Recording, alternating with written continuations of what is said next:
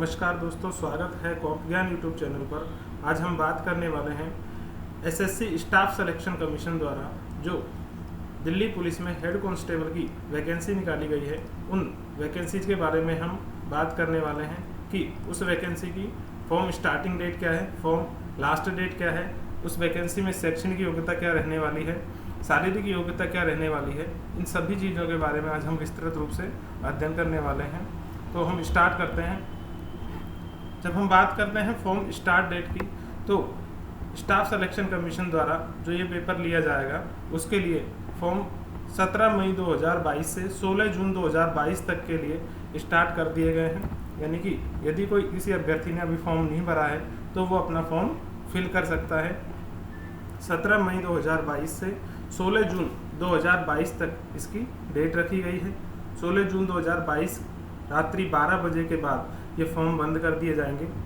इसके बाद यदि हम बात करते हैं कि जो एसएससी ने इसके लिए निर्धारित योग्यता रखी है कि कितनी वैकेंसी है हमारे पास में, तो जब वैकेंसी की बात आती है हमारे पास में, तो टोटल यदि हम मेल और फीमेल की बात करते हैं तो हेड कांस्टेबल मेल के लिए कुल टोटल 559 जगह यहाँ पर मेल के लिए रखी गई है, जिसमें से ओपन कैटेगरी में जनरल के लिए 217 जगह, ईडब्ल्यूएस 50 जगह, ओबीसी 123 जगह, एससी 59, एसटी 54, टोटल 503 टोटल हमारे पास में मेल ओपन के लिए रखी गई है। ये पोस्ट जो हमारे पास है वो एक्स सर्विसमैन है, यानी कि किसी ने यदि आर्मी में अपनी नौकरी की हो, उसके बाद रिटायर होने के बाद में भी वो अपने इसमें फॉर्म फिल कर सकता है, उनके लिए अलग से कट ऑफ जाने वाली है। तो ये तो थी हमारे पास में मेल कैंडिडेट के लिए। यदि हम बात करते हैं फीमेल कैंडिडेट के लिए, तो फीमेल के लिए general 119, EWS 28, OBC 67, SC 32, ST 30, total 276। यानी कि यदि हम बात करें वैकेंसीज की तो मेल और फीमेल दोनों को मिला करके एक बड़ी संख्या में भर्ती होने वाली है, और इस बड़ी संख्या में भर्ती का आपको पूर्ण रूप में फ़ायदा उठाना है। तो नीचे यदि हम बात करते हैं इसकी योग्यता की, तो देखो जब हम बात करते हैं एज की, तो 18 से 25 साल की इसमें योग्यता रखी गई है। यानी कि सीनियर पास कोई भी कैंडिडेट जिसने चाहे BA, MA, BSc, MSc, BTech, MTech कुछ भी किया हुआ हो, वो इस फॉर्म को फिल कर सकता है। एज 18 से 25 रहेगी जनरल के लिए, लेकिन यदि किसी के पास में रिजर्वेशन है, यानी कि एससी, एसटी, ओबीसी या फिर पीडब्ल्यूडी पर्सन विद डिसेबिलिटी विकलांग व्यक्ति है, तो उसको उम्र में छूट मिलेगी। इस तरह से यदि हम बात करते हैं उम्र में रिलैक्सेशन के साथ में, तो 38 ईयर ओबीसी के लिए और 40 ईयर हमारे पास में एससी एसटी के लिए फॉर्म फिलअप किए जा सकते हैं। यदि हम बात करें कि इसके लिए शैक्षणिक योग्यता क्या है, शैक्षणिक योग्यता के लिए स्टाफ सिलेक्शन कमीशन द्वारा मात्र इसमें सीनियर यानी कि 10+2 यानी कि 12वीं क्लास तक की योग्यता रखी हुई है। यदि किसी ने 12वीं क्लास पास कर रखी है, चाहे वो साइंस स्ट्रीम से हो या फिर आर्ट्स स्ट्रीम से हो या फिर कॉमर्स स्ट्रीम से हो, किसी भी स्ट्रीम से यदि किसी अभ्यर्थी ने 12th पास की हुई है तो वो इस फॉर्म को फिल कर सकता है और अपनी तैयारी स्टार्ट कर सकता है। जैसा कि इसमें दिया गया है 10+2 सीनियर सेकेंडरी पास और equivalent from a recognised board at the time of filling of application form. Professional attempt की यदि हम बात करें हमारे पास में, तो इसके अंदर टाइपिंग स्पीड रखी गई है इंग्लिश और हिंदी। इंग्लिश की यदि बात की जाए तो 30 वर्ड पर मिनट इंग्लिश में, और यदि हम बात करें हिंदी की तो हिंदी में 25 वर्ड्स पर मिनट हिंदी में। इसे दोनों में से किसी भी एक को हम सेलेक्ट कर सकते हैं, लेकिन कोशिश करें कि आप इंग्लिश को सेलेक्ट करें, क्योंकि इंग्लिश के अंदर 30 वर्ड्स पर मिनट की टाइपिंग करना ज़्यादा आसान होता है बजाय हिंदी के। अब हम आगे प्रक्रिया की बात करें तो भर्ती प्रक्रिया में सबसे पहले एक कंप्यूटर बेस्ड टेस्ट होने वाला है। उसके बाद कंप्यूटर बेस्ड टेस्ट के बाद में फिजिकल फिटनेस देखी जाएगी, फिजिकल एंट्रेंस टेस्ट होगा। उस एक चीज़ और ध्यान देने योग्य है कि यदि किसी के पास में NCC C certificate, B certificate, A certificate है तो उसको 5% बोनस मार्क्स, 3% और 2% बोनस मार्क्स उसको एक्स्ट्रा बेनिफिट में मिलने वाले हैं। उसके बाद यदि हम बात करते हैं कि सेंटर ऑफ एग्ज़ाम हम हमारे अकॉर्डिंग सेलेक्ट कर सकते हैं, जिस स्टेट में से हम बिलोंग करते हैं उस स्टेट में एक फिक्स सेंटर रहेगा, वहाँ पर हम उसको सेलेक्ट कर सकते हैं।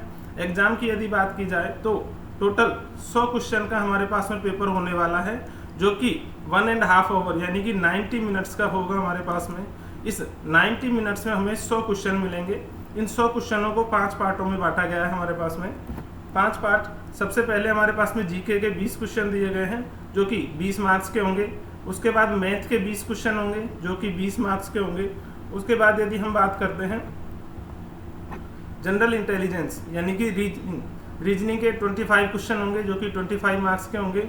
English basic knowledge 25 marks 25 questions. और यदि बात की जाए हमारे पास में कंप्यूटर बेसिक की, तो ये कंप्यूटर बेसिक का पोर्शन भी इसमें एक्स्ट्रा जोड़ा गया है जिसके अंदर 10 क्वेश्चन आने वाले हैं और जो कि 10 मार्क्स के होने वाले हैं। इसमें बेसिक दिया गया है computer fundamental, MS Word, Excel, communication, internet, World Wide Web, web browsers, इन सभी के बारे में बेसिक जानकारी हमको होनी चाहिए। तो ये तो होने वाला है हमारे पास में पेपर पैटर्न। CBT का जो होगा हमारे पास में, इसमें यदि हम नेगेटिव मार्किंग की बात करते हैं तो नेगेटिव मार्किंग 1/2 यानी कि 0.50 marks for each wrong answer, यानी कि आपको यहाँ संभल के चलना है। जो भी क्वेश्चन आपको करना है वो बड़े अच्छे से देख के करना है। यदि आप नेगेटिव करते हो तो 0.50 यानी कि 1 में से 1 का हाफ 0.50 नेगेटिव मार्क्स आपको मिलने वाले हैं। तो इन 100 क्वेश्चनों में से यदि हम ओवरऑल बात करते हैं तो कट ऑफ की बात जब आती है तो अनुमानित कट ऑफ जो है वो ज़्यादा नहीं जाने वाली है, क्योंकि इसके बाद में अभी फिजिकल टेस्ट है। फिजिकल टेस्ट के बाद में टाइपिंग टेस्ट है। तो कम से कम 7 गुना यहाँ पे अभ्यर्थियों को SSC के द्वारा पास किया जाएगा। फिजिकल टेस्ट के बाद में लगभग 5 गुना अभ्यर्थियों को टाइपिंग के लिए पास किया जाएगा। और उसके बाद में जो फाइनल मेरिट बनाई जाएगी उस फाइनल मेरिट का अलग से आकलन होगा। टाइपिंग के यहाँ पर 25 मार्क्स दिए गए हैं, यानी कि जो भी कैंडिडेट 30 वर्ड पर मिनट इंग्लिश में या फिर 25 वर्ड पर मिनट हिंदी में लाता है तो उसको 25 मार्क्स मिलेंगे। इसी के साथ में वर्ड और एक्सेल की एफिशिएंसी टेस्ट भी रखा गया है, यानी कि वर्ड और एक्सेल में काम करने का तरीका भी आपको आना चाहिए। नीचे चलते हैं हमारे पास में भर्ती प्रक्रिया की कंप्लीट प्रोसेस। ये हमको सिलेबस दिया गया है। जीके में कौन कौन से पार्ट्स दे रखे हैं, मैथ में, रीजनिंग में और कंप्यूटर में। कंप्यूटर की यदि बात की जाए तो बहुत बेसिक दिया गया है। Elements of word processing, word open करना, खोलना, टेक्स्ट फॉर्मेट करना, एक्सेल को ओपन करना, एक्सेल शीट के अंदर, वर्कशीट के अंदर फंक्शन फॉर्मूले लगाना, कम्युनिकेशन, ईमेल रिलेटेड क्वेश्चंस रहेंगे। उसके बाद में वेब ब्राउजर संबंधित, प्रोटोकॉल संबंधित क्वेश्चंस रहने वाले हैं। Web browser, search engine, chat, video conferencing, e banking, इन सभी से संबंधित कंप्यूटर के 10 क्वेश्चन रहने वाले हैं जो कि सबसे आसान होने वाले हैं। जब यदि हम बात करते हैं फिजिकल एफिशिएंसी की, तो फिजिकल एफिशिएंसी मेल के लिए 1600 मीटर की दौड़ है 7 मिनट में। अगर उनकी उम्र 30 साल तक है हमारे पास में तो 7 मिनट में 1600 मीटर की दौड़ करनी है। 12.5 फुट की लॉन्ग जंप है और 3.5 फीट की हमारे पास में हाई जंप है। अगर अभ्यर्थी की उम्र 30 से 40 साल के बीच में है तो उसे 8 मिनट में 1600 मीटर की दौड़ करनी है। 11.5 फुट लंबी जंप और 3/4 यानी कि 3 फीट 3 इंच उसको हाई जंप करनी है। अगर अभ्यर्थी 40 वर्ष से ऊपर है, यानी कि एक सर्विसमैन अभ्यर्थी ऐसे होंगे जो कि 40 वर्ष से ऊपर होंगे, उनको रिलैक्सेशन दिया गया है। उनको 9 मिनट में 1600 मीटर दौड़ करनी है। 10.5 फुट लंबी जंप और 3 फुट हाई जंप करनी है। ये था हमारे पास में मेल कैंडिडेट के लिए फिजिकल एफिशिएंसी टेस्ट। और यदि हम बात करें फीमेल कैंडिडेट के लिए, तो फीमेल कैंडिडेट्स के लिए 5 मिनट में 800 मीटर की दौड़, यानी कि जो मेल के लिए 1600 मीटर की दौड़ थी वो कम करके 800 मीटर रख दी गई है फीमेल के लिए। ये हमारे पास में फीमेल के लिए है, यानी कि फीमेल के लिए भी ये फिजिकल एफिशिएंसी टेस्ट ज़्यादा टफ नहीं है। लॉन्ग जंप 9 फीट और हाई जंप 3 फीट यदि फीमेल 30 ईयर्स तक है।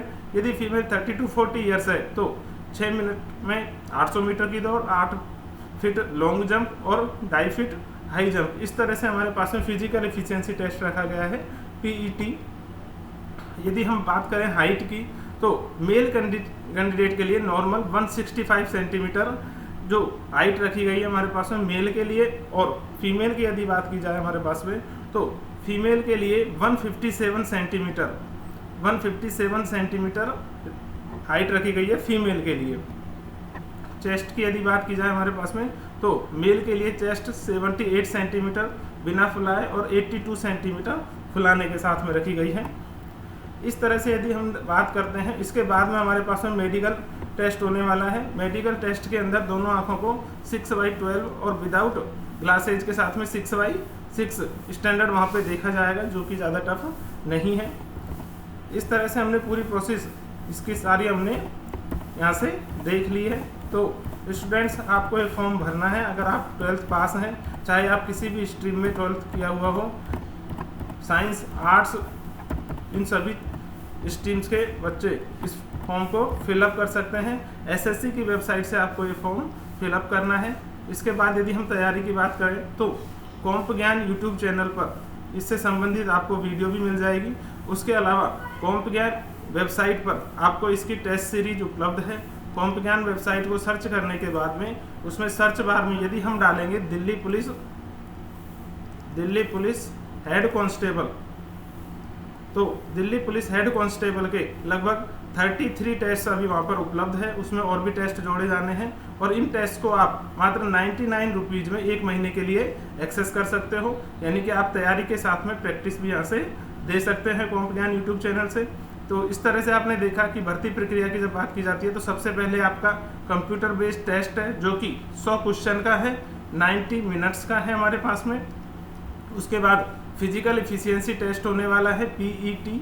उसके बाद आपकी टाइपिंग होने वाली है और टाइपिंग के बाद में फिर उसके बाद फाइनल कट ऑफ एसएससी के द्वारा जारी की जाएगी। उसमें अगर आप क्वालिफाई होते हो तो आप दिल्ली पुलिस में हेड कांस्टेबल की पोस्ट को प्राप्त कर लोगे, जो कि एक बहुत अच्छी पोस्ट है, ऑफिशियल जॉब है। यानी कि कंप्यूटर रिलेटेड वर्क आपको दिल्ली पुलिस में रहते हुए करना है। तो बेस्ट ऑफ लक, आप फॉर्म भरिए, तैयारी कीजिए और प्रैक्टिस करते रहिए कॉम्प ज्ञान यूट्यूब चैनल से। Thank you.